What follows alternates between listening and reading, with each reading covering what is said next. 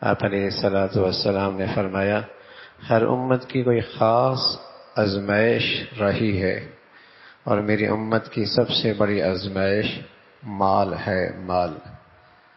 یعنی اللہ کے نبی صلی اللہ علیہ وسلم یہ بتا رہے کہ میرے دور سے لے کر، بلکہ اللہ کے نبی کی زندگی سے لے کر جو آپ کی پیغمبری قیامت تک ہے، تو یہ بات صاف نظر آ رہی ہے کہ ہر آئے دن مال کی اہمیت اور مال کی حرص و ہوس بڑھتی چلی جا رہی ہے۔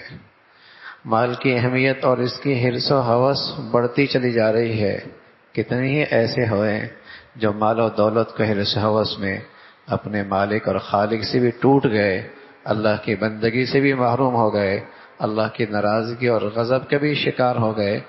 بلکہ آج دنیا میں جتنی دجالی قومیں ہیں، وہ بھی اپنے ہر باطل نظریات اور خیالات معاش، معیشت، مال کی سواری پہ لا کر انسانیت کو گندگیوں میں مبتلا کر رہی ہیں۔ آپ فرمایا کرتے تھے بھوکا بھیڑیا بکریوں کے ریوڑ میں آئے اتنی بربادی نہیں لاتا جتنی مال اور جاہ کی طلب اور اس کی حرص و ہوس آدمی کا دین برباد کرتا ہے۔ جتنا مال و دولت کی حرص و ہوس آدمی کا دین برباد کرتا ہے۔ تو اللہ کے نبی نے اپنی امت کو اس فتنے سے آگاہ فرمایا ہے۔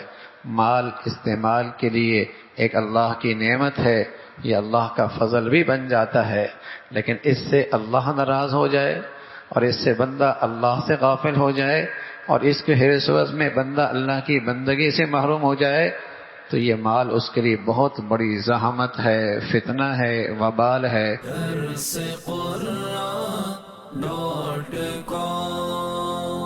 www.darsequran.com